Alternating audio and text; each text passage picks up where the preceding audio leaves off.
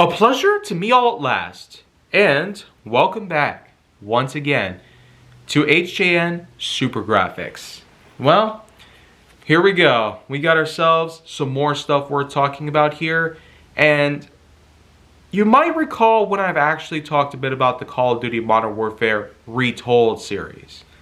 Yeah, Retold happens to be the unofficial subterm for when I happen to refer to the latest installments of Call of Duty Modern Warfare, because going from the very beginning in 2007, we have Call of Duty Modern Warfare, or as it's officially known as Call of Duty 4 Modern Warfare, making it the fourth Call of Duty installment, but the first Modern Warfare installment. So even to this day, it somehow still is a bit confusing to read because of how the title arc somehow makes it appear as if it's Modern Warfare 4, whereas it's actually meant to be the first. And while they are color-coded in order to better distinguish it, in order to prevent confusion, it still is not exactly something I would see as something that's worth putting together as a title. They could have just had it go off as its own tangent, Call of Duty Modern Warfare, and then Call of Duty Modern Warfare 2, released in 2009, and then in 2011 with Call of Duty Modern Warfare 3.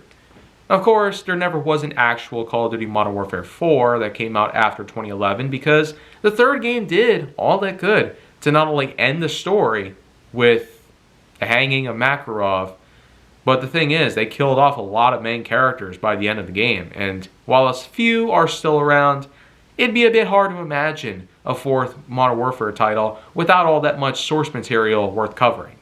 Because the second and third game definitely made us realize the fact in hand that yes, we had more antagonists, but yet with all of the storyline that got us all the way to the end, with the death of General Shepard, leading to Task Force 141's disavowalment, and later, the battle against Makarov ending with Price fighting him on the rooftop, and eventually winning the fight with the hanging of Makarov's body. But of course, in 2019, what did we get? Another Modern Warfare game.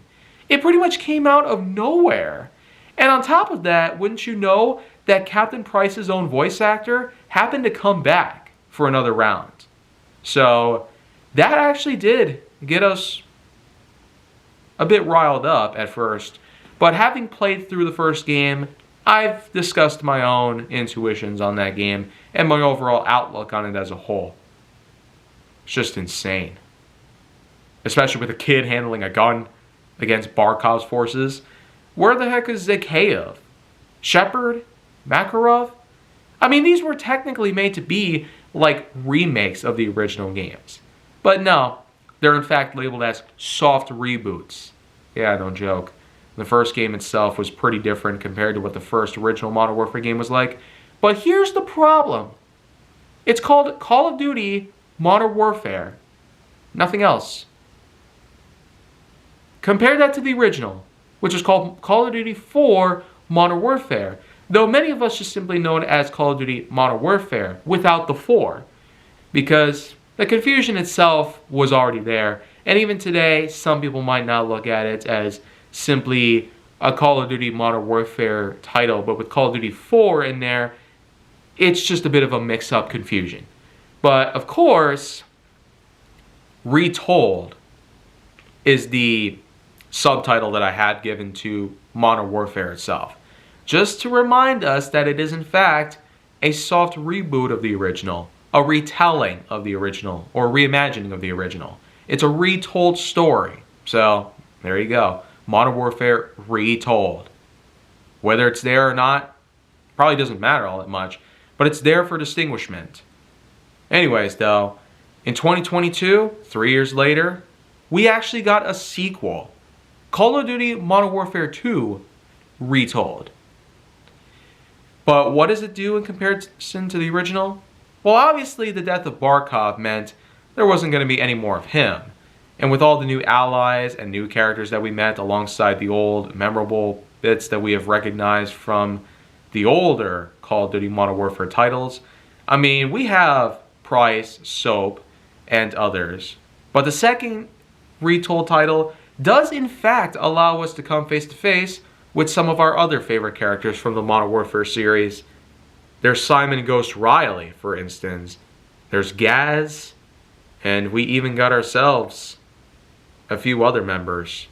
Members of whom we hadn't necessarily gotten to know all too well from the original trilogy, but the Retold trilogy more than makes them the forefront of the team itself.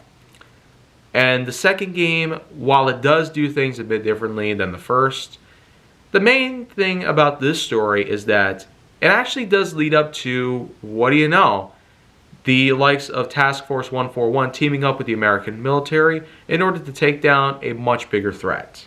And well, here's the thing though. The game itself does originally situate us in a place where many wouldn't dare to figure. I mean, we got ourselves missions that at first take place in the night, missions that happen to plunge us straight down to the middle of an active war zone, missions that allow for us to, what do you know, get us into multiple different tasks and scenarios to complete, as there are a lot of markers on the map themselves. So you could basically tell right off the bat that Modern Warfare 2 Retold does things very differently than what the other games have done so far. But here's the real big kicker in comparison to the last title. Modern Warfare 2 Retold almost gives us the subliminal hint that maybe, just like with the other second Modern Warfare title, there's General Shepard. Yeah, Shepard is right there with the American military. And some of us probably would have expected him to go all out and betray the crap out of Task Force 141. But what we get instead is a guy by the name of Graves. Yeah, this guy named Graves, he and his team of American elite soldiers do in fact team up with the likes of Task Force 141. But, wouldn't you know, he basically turns a few blind eyes. And these blind eyes get so bad that what does he do? He betrays the trust out of 141 itself. He not only goes so far to attempt to capture some of the members, but also take down any of them that he sees. And what is General Shepard doing about it? Not much. It's quite a bad thing, in all honesties. Just like in the way to what the original Modern Warfare 2 did, the Retold version gives us the same sort of scenario where the American government betrays the likes of Task Force 141 and the members from within. Because let's face it, a military versus a militia group. This kind of thing is very different. I mean, this task force group, what do they do to irritate those guys? The American forces just suck. Like, wow. It doesn't matter if it's Modern Warfare or whatnot. I mean, we've had other titles in the franchise do similar pieces of crap to us over the years. But you know what though? Task Force 141, you know what they do? They regroup. And when they do regroup, they basically go on in with their own attire. Yeah, if Simon Ghost Riley taught us anything, it's that you don't always need to make your face public. Though he does actually pull off his mask and shows himself off to everybody else. You gotta love characters who basically conceal their identity throughout the whole entire game, or media in general, and then pull it off to reveal themselves. You know, Watch Dogs had done the same thing, believe it or not. Remember Wrench? He had himself masked for a long time, and eventually his face ended up getting shown. But here we have Simon Ghost Riley. This was a person who practically kept himself a sacred being, and that revealing his identity practically made him an apostate. You know, kind of like the Mandalorian. In any case, though, these guys prepare for a full-on assault against Graves' forces. And it all comes down to one epic finish in a large base in which that all the forces members go in and sabotage the crap out of Graves' plans. His plans were basically utilizing certain weapons that were sent off in his direction. These weapons probably would have been used to commit some mass murder, or even potential profit for his own sort of gains. Basically the kind of usual supervillain duology that one would expect. And what it all comes down to, it's one crazy fight against Graves in a tank. And Soap, oh man, just when you thought things couldn't get any crazier, I mean, Soap battling an entire tank worth of Graves and other persons inside. But hey, with all the effort that I've been able to put in, I was able to blow the crap out of that tank and basically put an end to him once and for all. So, yeah. Graves, not exactly like General Shepard's betrayal, which was incredible. It was something that totally came out of nowhere. But yet with Graves, it seemed almost obvious. I mean, Call of Duty Modern Warfare 2. The title practically speaks for itself. If you're gonna remake the original game, it's quite obvious to note that, of course we know what the heck's going on. We know what's going to take place. We don't need to be held back on certain information, regardless of what it is. We have knowledge of this stuff after all. But the fact that Graves did it instead of Shepard himself leads us to wonder, is Shepard's really still on their side? Or is Task Force 141 going to go after him too?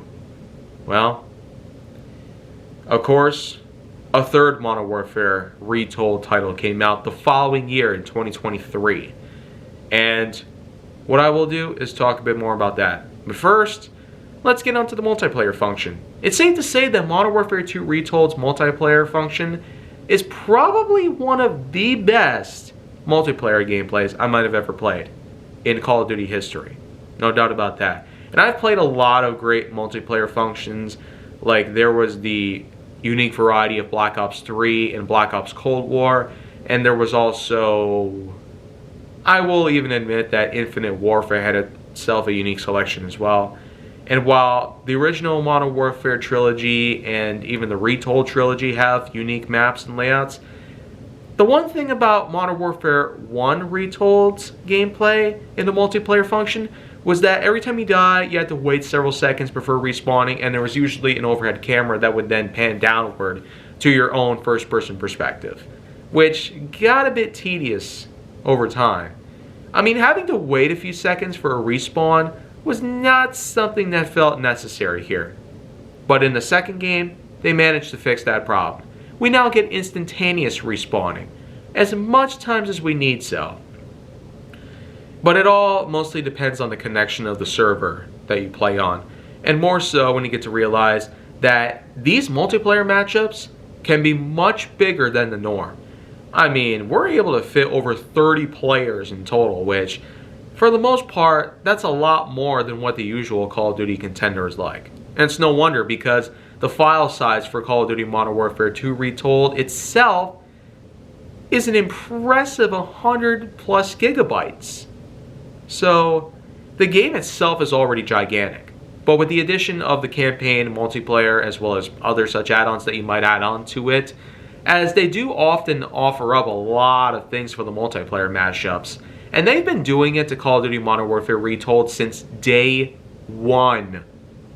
Just think, 6 years ago, the first game came out. The first Call of Duty Modern Warfare Retold title came out, and 2 sequels followed through, and there is the distinct possibility that maybe, considering the ending of the third game, it's likely that we have unfinished business in Call of Duty Modern Warfare Retold history. Well, tune in tomorrow, and I will talk a bit more about Call of Duty Modern Warfare 3 Retold, because chances are I'll have way more to say on that front compared to the second game. But overall, Call of Duty Modern Warfare 2 Retold had a great story overall, had a great multiplayer function overall, one of the best, period. And with everything else that I've had to say about this title compared to the original Modern Warfare Retold, it's a lot better than the first game. No doubt about it.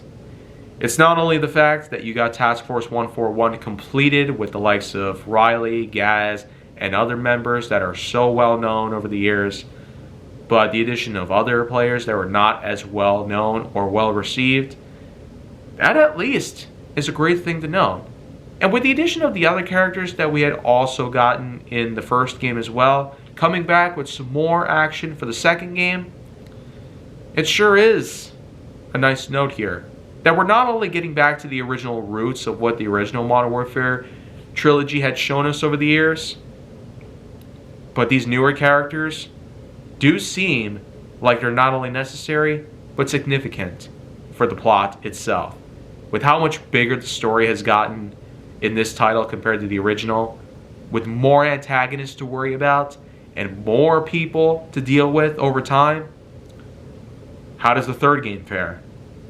Well, my scoring for Modern Warfare 2 Retold is at an impressive 8.8 out of 10.1. So, quite a ways better than the original Modern Warfare Retold. But like I said, tomorrow I'll have a lot to say about Modern Warfare 3 Retold compared to the others.